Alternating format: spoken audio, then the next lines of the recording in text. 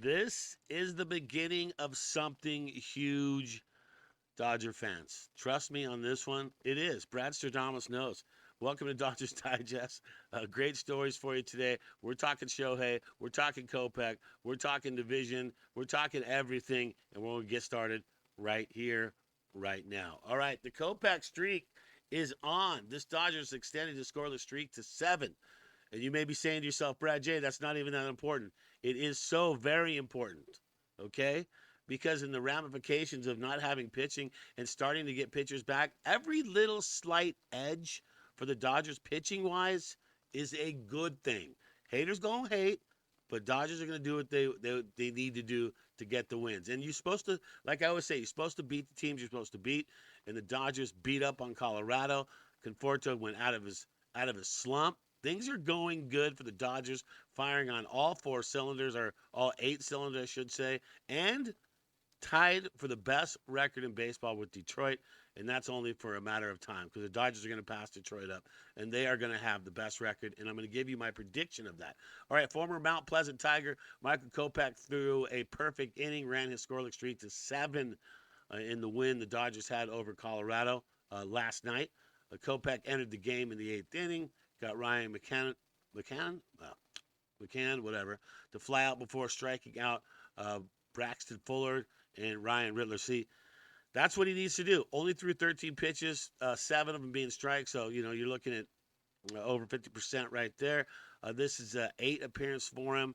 He's got 8 strikeouts. Like to see that number come up a little more with 8 appearances, 8 innings. Maybe like to see that around 10 or 11. Dodgers 51-31 are in first place in the NL West. And like I said on that one, the Dodgers are going to have a 10-game lead over everybody before it's all said and done in the National League West. Don't even bat an eye at that. All right. Shohei leads the majors. There's been a lot of Shohei talk that he's not hitting, blah, blah, blah, this and that. But Shohei is leading the majors. He is doing just that. Here's what he's leading the majors in. Shohei scored twice on Wednesday. Dodgers win over the Rockies, his 24th this season, scoring multiple runs, or 5 more than anyone else in the majors. So he's doing it. He's scoring. He's the leadoff guy. You expect him to, but hey, leading the league, that's exactly what you want. So if you're down on Shohei not getting the long ball as much as he has been, look, the dude's going to hit 60 home runs this year, and Brad Stradamus will predict that. All right, he leads the majors with 79 runs scored this season, matching his games played in modern Dodgers franchise since 1900. That goes back a long time. The most games played in a season with at least as many runs, games played is by 4, and that was Outman when he had his debut in 2022. You have to go back to the 19th century to find run scoring as prolific as what Ohtani is doing this year. So stop with the talk on Ohtani. He's going to come out of it. He's gonna hit 60 bombs. That is the Brad Stradamus call right now. Shohei will hit 60 bombs by the end of this season. Trust me on that one. I'm never wrong. Well, okay, I'm wrong sometimes. All right. And what does Show do with the bat? Let's take a look at all the Show numbers right now. Let's dive deep, shall we? And so there you go, 316 at bats. There's his sample for the season. 28 home runs.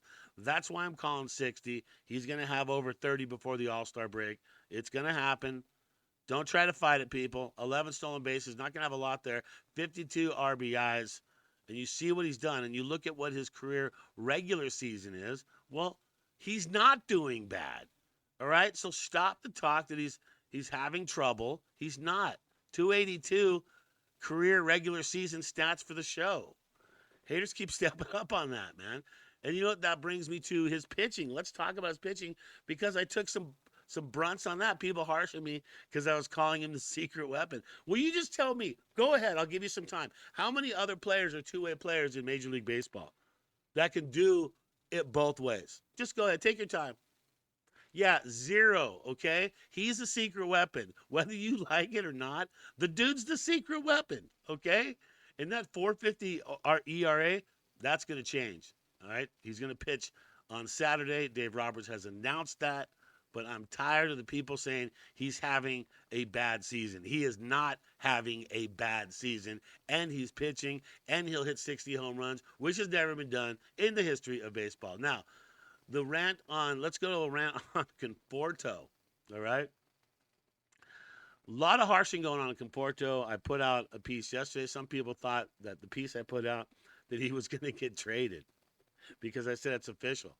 It's official because he's out of his slump. Hey, he's had a few games.